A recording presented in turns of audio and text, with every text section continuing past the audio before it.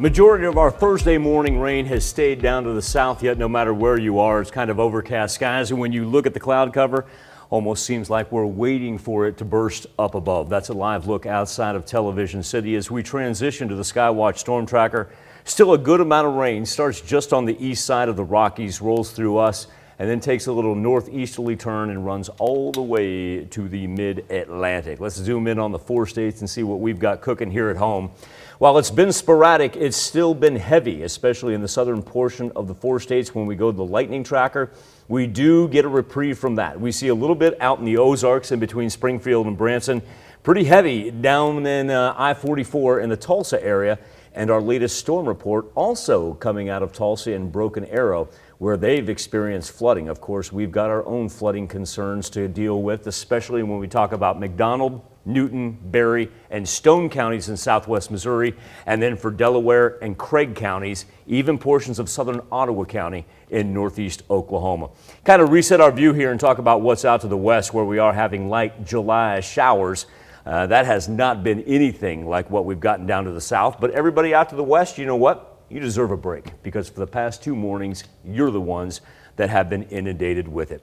When we talk about our flash flood watches, Tanya, we were able to lift those that we had earlier down below I-44 for both southwest Missouri and northeast Oklahoma. So that is a very good thing. I thought they may be extended up to the noon hour because we were looking at 2 to 3 inches of rain down there earlier this morning.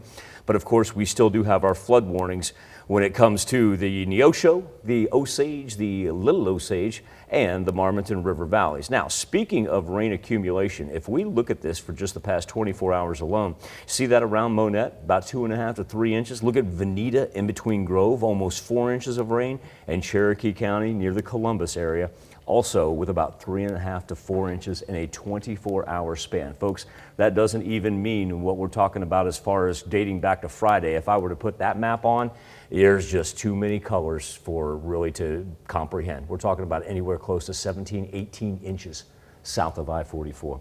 Watches and warnings right now, they do expand from us all the way to the mid-Atlantic. Now, we're not looking at anything severe. If we talk about the severe thunderstorm risk map, we really concentrate that in between D.C. and Raleigh, North Carolina right there, just on the mid-Atlantic. And we just keep them in the low category. We don't have anything elevated or high in the continental 48. But as I was telling somebody earlier, because they've got some people coming in from out of town this weekend, it doesn't have anything to do with the wind or hail. It's a matter of keeping our heads above water, because even though we see a little blue sky over 7th and Rangeline, once again, those clouds look like they want to pop at any time, because we're not quite done with our rain as of yet. Temperatures right now ranging in between the high 70s to low 80s. Tack on another 4 to 5 degrees as far as what it feels like. And also, just a quick note, because I really do want to concentrate on our flooding concerns, Tropical Storm Elsa has developed out to the Atlantic. Doesn't think she's going to do much here in the next couple of days, but in case you wake up one day and you're tracking tropical storms, you go, where'd that E letter go? Well, there she is right now.